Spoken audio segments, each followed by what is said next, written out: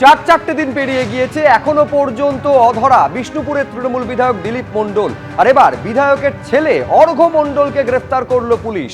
বিধায়কের ছেলের কাছ থেকে মিলেছে আগ্নেয়াস্ত্র, পাওয়া গেছে 4 রাউন্ড কার্তুজ, বাজেয়াপ্ত করা হয়েছে একটি গাড়িও। ডায়মন্ড হারবার এবং রাজ্য পুলিশের স্পেশাল টাস্ক ফোর্সের অভিযানে পাকড়াও বিধায়ক পুত্র। দিলীপ মণ্ডলের ছেলে অর্ঘ্য মণ্ডল সহ মোট 5 জনকে গ্রেফতার করা হয়েছে।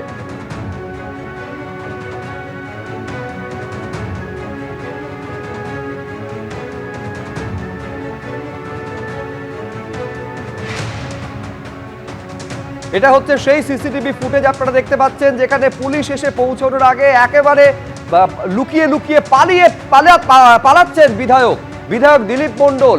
এখনো পর্যন্ত তার খোঁজ পাওয়া যায়নি, তার মধ্যেই বিধায়ক পুত্রকে গ্রেফতার করলো পুলিশ। এদিকে প্রায় 3 মাস ফেরার থাকার পর অবশেষে প্রকাশ্যে সোনা পাপ্পু। এই হচ্ছে সেই মুহূর্তের ছবি যখন ইডির জিজ্ঞাসাবাদের মুখোমুখি হওয়ার জন্য তিনি সিজিও কমপ্লেক্সে আসছেন।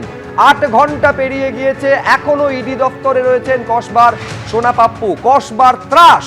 সোনা পাপ্পু 3 মাস পর উদয় হয়েছে তার, এবং এই মুহূর্তে ইডির জিজ্ঞাসাবাদের মুখোমুখি। 8 ঘন্টা পেরিয়ে গিয়েছে। সরাসরি প্রকাশ সিনহা আমাদের প্রতিনিধি রয়েছেন। ভেতরে কি চলছে প্রকাশ? কোন কোন প্রশ্নের মুখোমুখি হতে হচ্ছে?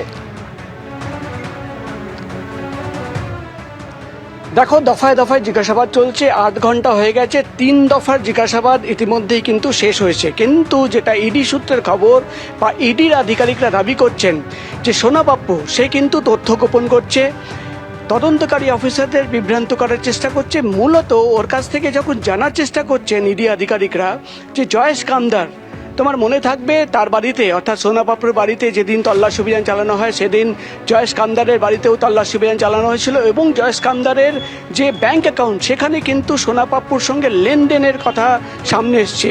সেই বিষয় নিয়ে তাকে যখন জিজ্ঞাসাবাদ করা হচ্ছে, ইডি সূত্রের খবর বিভিন্ন ধরনের কিন্তু বিভ্রান্তিকর উত্তর সে দিচ্ছে। এবং তোমাকে বলে দিই, একাধিক প্রভাবশালী যোগ রয়েছে। ইডি আধিকারিকরা তারা যেটা মনে করছেন বা তাদের কাছে যে এভিডেন্স রয়েছে সেখানে দেখা যাচ্ছে যে সোনা পাপ্পু তার মাথায় কিন্তু একাধিক প্রভাবশালীদের হাত ছিল, অর্থাৎ প্রোটেকশন পেয়েছিল। তাই জন্য কিন্তু তোলাবাজি থেকে শুরু করে চমকানো ধমকানো, এবং যে অভিযোগ ইডির তরফে আনা হচ্ছে যে কোনো প্রমোটার বালিগঞ্জ কসবা বা আশেপাশের এলাকায় যে কোনো প্রমোটার কাজ করার জন্য তাদের কিন্তু কাউন্সিলরদের টাকা দিতে হতো, তোলাবাজির টাকা দিতে হতো, এবং সেই টাকা নিতে যেত এই সোনা পাপ্পু। অর্থাৎ সোনা পাপ্পুকে সামনে রেখে তোলাবাজির যে সিন্ডিকেট সেই সিন্ডিকেট চলতো।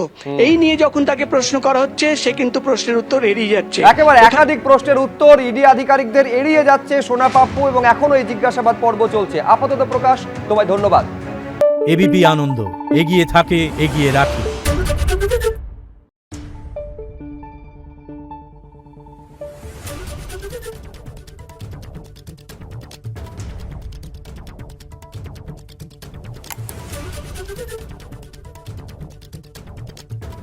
Thank you.